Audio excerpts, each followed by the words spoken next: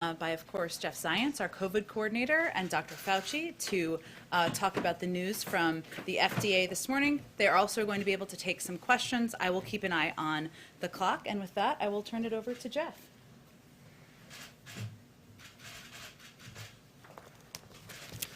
Well, first, thank you, Jen, and thank you to all of you. Good afternoon.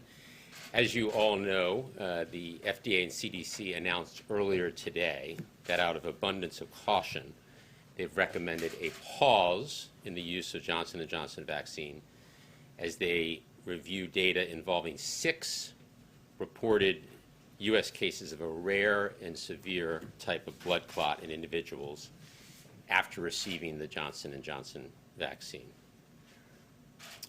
Let me start by saying that this announcement will not have a significant impact on our vaccination program. The J&J vaccine makes up less than 5% of the more than 190 million recorded shots in arms in the United States to date. The President has always said that this is a wartime effort. We're at war against the virus. And as such, we've mobilized a wartime effort so that we're prepared for a wide range of scenarios. And that's why the President took action earlier this year, before the J&J vaccine was even authorized, to secure enough Pfizer and Moderna doses for 300 million Americans by the end of July. Over the last few weeks, we have made available more than 25 million doses of Pfizer and Moderna each and every week. In fact, this week, we will make available 28 million doses of these 2 vaccines. And as we've done since we took office, we will continue to get the supply out the door as soon as it's available. So we have more than enough supply of Pfizer and Moderna vaccines to continue the current pace of about 3 million shots per day. And that puts us well on pace to meet the President's goal of 200 million shots by his 100th day in office and continue to reach every adult who wants to get vaccinated. We're now working with our state and federal partners to get anyone scheduled for a J&J vaccine quickly rescheduled for a Pfizer or Moderna vaccine. And we're actually already seeing this happen today at sites across the country where J&J appointments are being adjusted that were for today to actually get Moderna and Pfizer today. So that's happening many places across the country. The President has committed to the American people that his administration will always lead with science, tell the truth, and give Americans the facts as we know them. CDC and FDA will continue to do just that and provide regular updates to the public, and they will do so as they continue their investigation. With that, let me hand it over to Dr. Fauci, and then we'll take questions. Oh, sorry, let me get my mask. Thank you very much, Jeff. Just to follow up a bit and maybe fill in a couple of points from what Jeff said and what our colleagues in the FDA and the CDC said earlier this morning at the press conference. A couple of issues come up of the importance of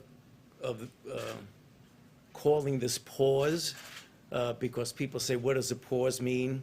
It really allows both the FDA and the CDC to further investigate these cases to try and understand some of the mechanisms of what it is, some more details about the history of the individuals who were involved that might shed some light on looking forward, what will happen and what we will do. That's the first thing.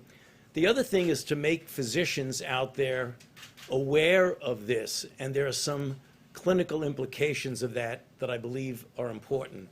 For example, if someone comes in with this really rather rare syndrome of thrombotic thrombocytopenia, where you get thromboses, and when you have thromboses, the most common way to treat that is with heparin.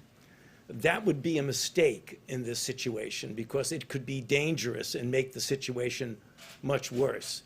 So there's a clinically relevant reason why you want to make this known to people. Also, when individuals, particularly younger women, who might come into a physician with a particular thrombotic phenomenon, which is things that happen for other reasons all the time, that we want to alert physicians to take a history of a recent vaccination. That would be important. So the pause not only allows us to take a look at the cases and learn more, but it is also a signal out there to help the physicians. A common question, and I'm sure we'll have a number of questions which Jeff and I will be happy to answer to you, but one of the questions that comes up already rather frequently, does this have anything to do with the efficacy of the vaccine? So we know that there have been 6.85 million doses of J&J distributed in the United States thus far. So someone who maybe had it a month or two ago would say, what does this mean for me? It really doesn't mean anything. You're okay, because if you look at the frame, the time frame, when this occurs, it's pretty tight, from a few days, 6 to 13 days from the time of the vaccination. The next question is one that we're all obviously aware of. What impact is this going to have about people's attitudes about vaccines in general?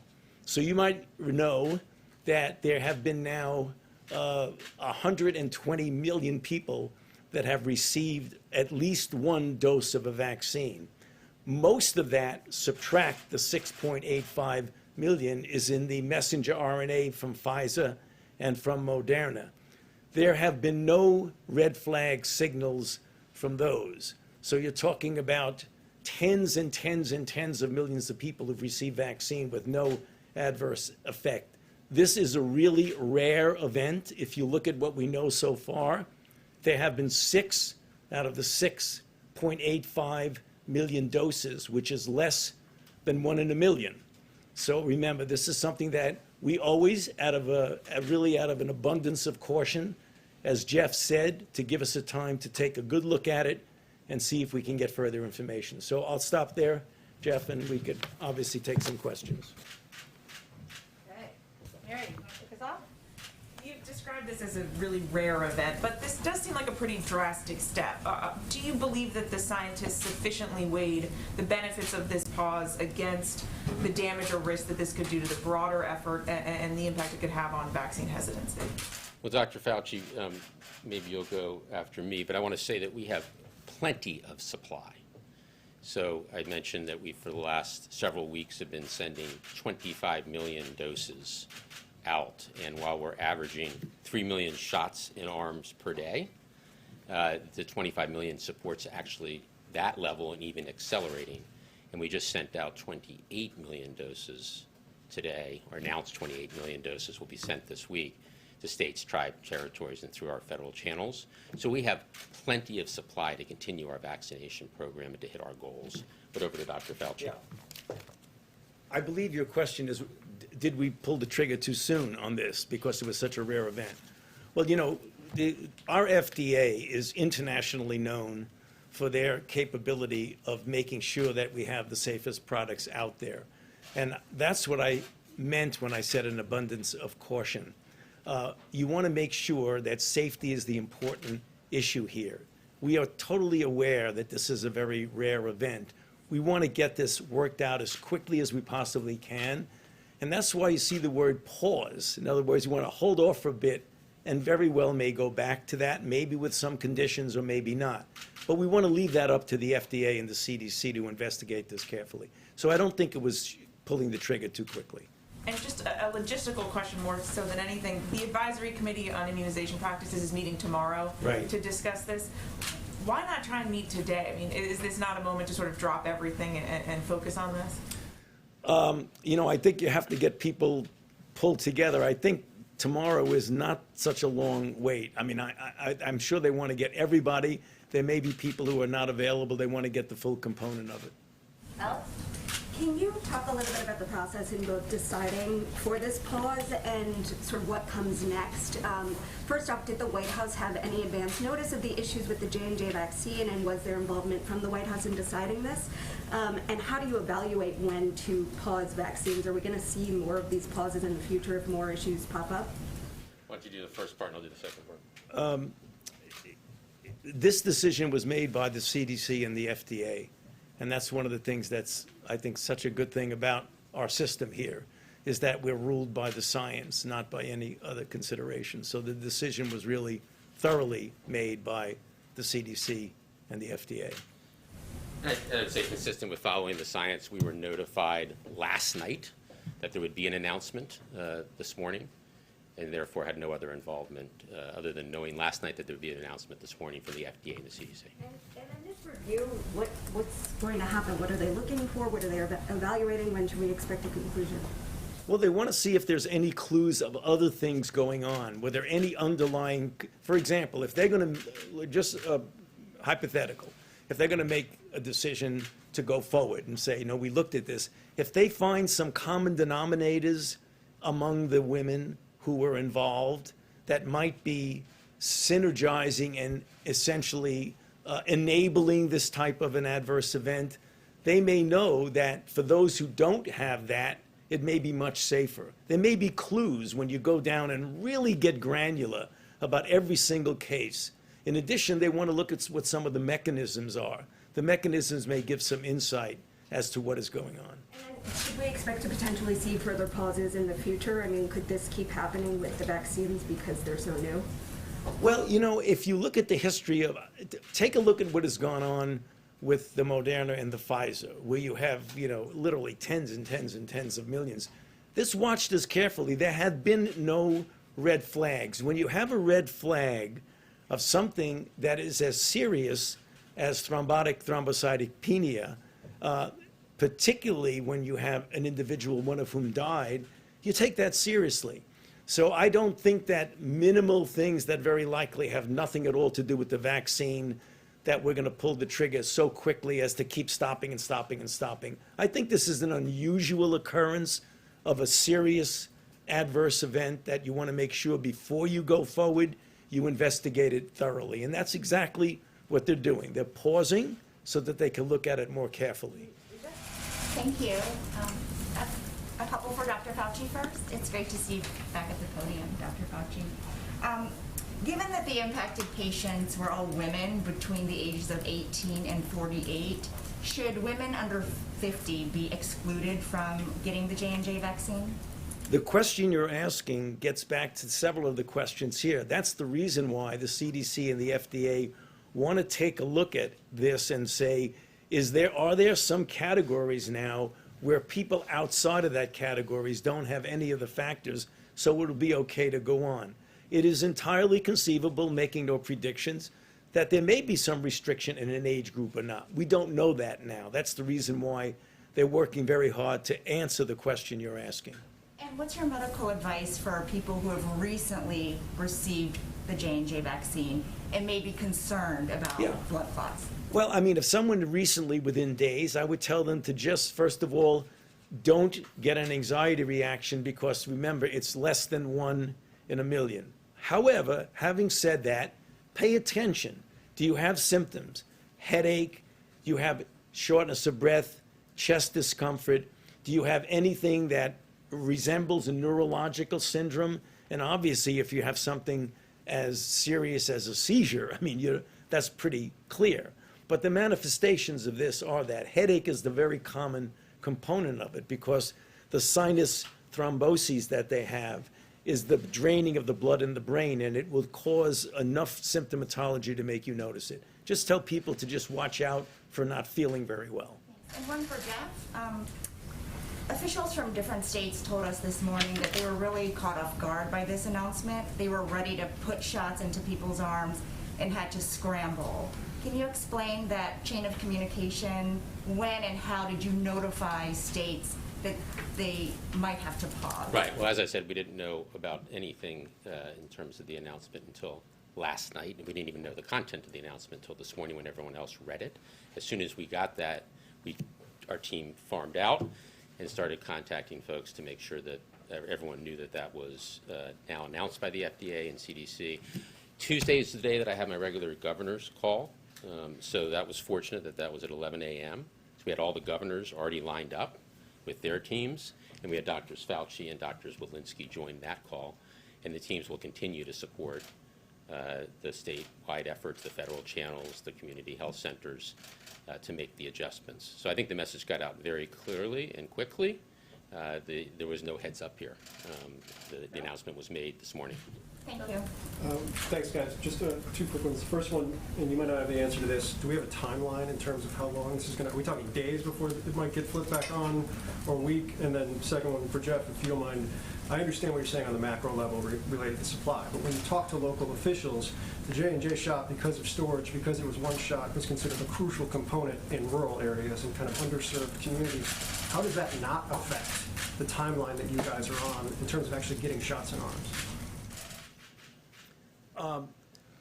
During one of the questions which was asked, I believe, of the CDC, the question was just yours, and I don't know what they're going to be doing. What I heard from the previous press discussion was it's going to be more like days to weeks rather than weeks to months.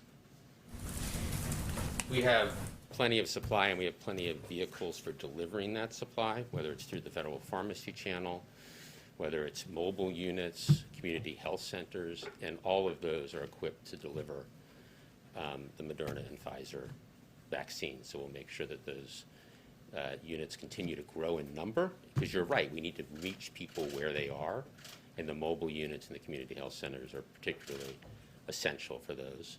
And they have been receiving Moderna and Pfizer doses since we began both those programs. So it's no different, you just swap out the vaccine if it was a mass vaccination center or if it was a mobile unit going to a rural area? Now, the Moderna and Pfizer vaccines, as you know, are 2-dose vaccines. Right.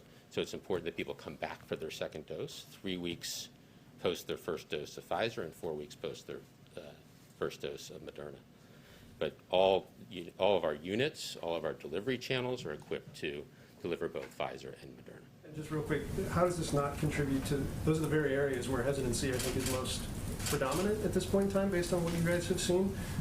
Do you have to change your message? Do you have to do something different to address hesitancy in the wake of something like this? No, I think we need to continue to be transparent about what the science is telling us. That's what brings us here today. There's, as Dr. Fauci said, there's been tens of millions of doses of Pfizer and Moderna administered over the last several months, and millions of people, both in the U.S. and around the world, have been safely vaccinated. I think it's important that we have here the FDA, and the FDA is the gold standard for ensuring the safety and the effectiveness of the vaccines. And today's action, I think, is clear evidence that they're taking every step necessary to ensure the American people have clear and transparent information about the safety and effectiveness of these vaccines. So the bottom line is the vaccines, Moderna and Pfizer, that are now being administered are clearly safe and are saving lives, and every American should get vaccinated when it's their turn. Thanks, Jeff.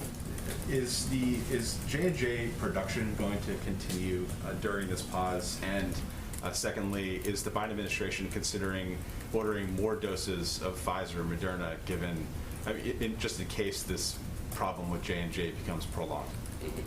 So the J&J production issues in Baltimore are obviously a completely separate set of issues, and those are being worked out through the FDA process with the company. And production of those vaccines begin if and when the FDA authorizes that facility. Your second question was, we really have thought of this as a wartime effort from the beginning, which is why we purchased excess supply, so that we'd be ready for any contingency. And we'll continue to look at every possibility in terms of making sure that we always have enough supply for the American people. Well, just to clarify on the J&J production, not related to the Baltimore plant, but just overall J&J production, is that going to pause while this pause on administering doses occurs, or is the production going to continue? Well, the production is really centered around that Baltimore facility. The vast majority of the production is that Baltimore facility. Andrew? I just want to, Jeff or Dr. Fauci, I want to just ask you very directly, are you ruling out the possibility that the vaccine could be removed from the market? I mean, are you ruling out that, are you expecting it to be re-allowed? You know, I think it would be premature to comment on that, and that's the reason why the pause was done, so that they could take a good look at it very carefully, look at every different factor. I wouldn't want to speculate as to what would happen. Often, when you see things like this, that you pause and come back. Whether or not that happens now, I can't guarantee it, but I can tell you that's exactly what the CDC and FDA people are going to be deciding on and looking at very carefully. If I could just ask you on this outreach question. So, this is a problem that you've been struggling with, the sort of vaccine hesitancy. This obviously is a setback. What do you have to sort of ramp up into an additional war type effort to really ensure that this message gets out there? Do you personally go to states like Mississippi where the vaccination rate is really low?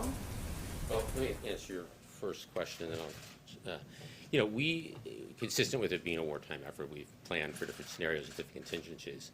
So we have enough supply of Moderna and Pfizer to hit the targets that we've set, the 200 million shots in 100 days, and to head toward the 4th of July that we've talked about as a country, a more normal 4th of July.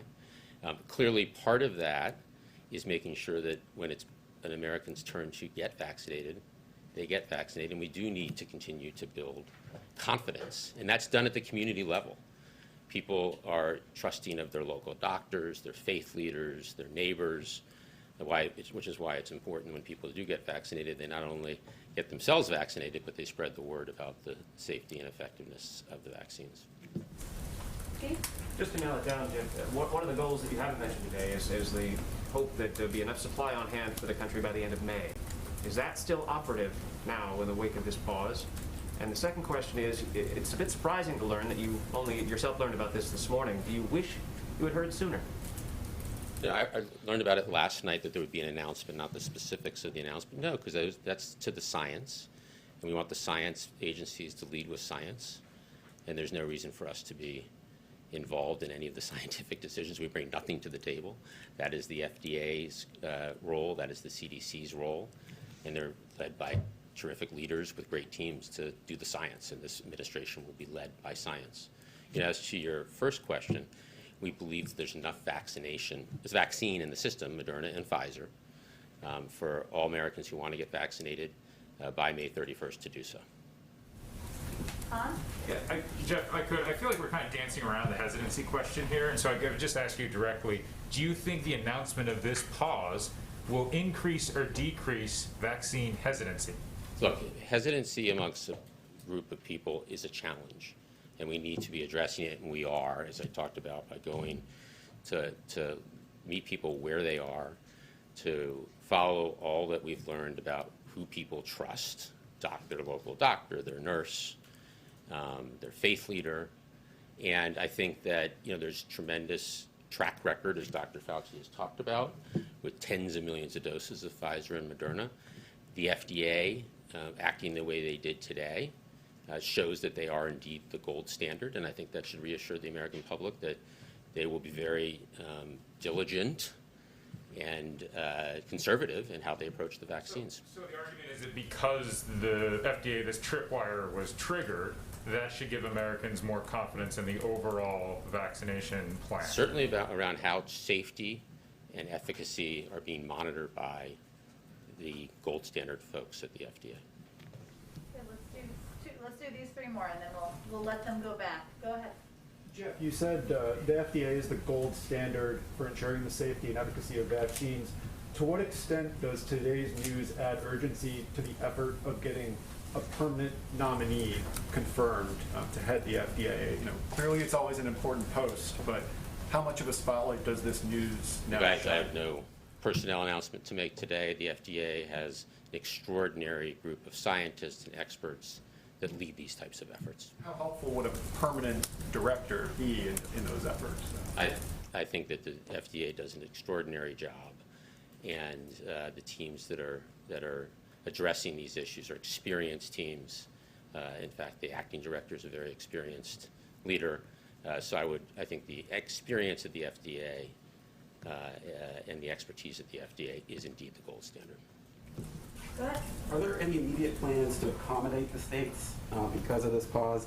And can you guarantee that every person who had a reservation canceled will get rescheduled in a matter of days? Yeah, as I said, I think there's already, in certain locations, people who are scheduled for today are already rescheduled. So we'll do anything we can to support the states on the logistics of rescheduling. And at the same time, the most important thing is that the supply exists to continue to vaccinate 3 million Americans a day, and there's enough supply to actually accelerate that. There's tens of millions of doses in the system, and as I said today, we announced 28 million more Moderna and Pfizer doses are available to be ordered this week. Last question. Dr. Fauci, you said that there was no red flags with the other two vaccines. This question might be asking you to state the obvious, but can you verify that means that there were no developments of blood clot symptoms in the recipients of those vaccines? There have been no serious events to call attention to anything that would relate to a pause. Right. Why would it be why would you prefer one vaccine but not the other two? And how does that speak to the safety of the other two vaccines? I think, when you examine everything in general, the fact that you have, 120 million doses, individuals have received at least one dose, and as you subtract out of that 121 million, 6.85, you're talking about, 114 or so million individuals have received at least one dose, and no negative red flag signals. That tells you you're dealing with a really safe vaccine. And I think, apropos of several of the questions that people asked about hesitancy, when you want to talk about safety, this is an extraordinary safety record that the others have. And the fact that a pause was done, I think, just as a testimony to how seriously we take safety and why we have an FDA and a CDC that looks at this very carefully and hopefully will resolve it pretty soon, within days to weeks, apropos of your question. So I think it's a very strong argument for safety, actually. Thank you, Dr. Fauci. Thank you, Jeff. Thank you. Really Thank you, appreciate everybody. taking the time. Thank you. Thank you.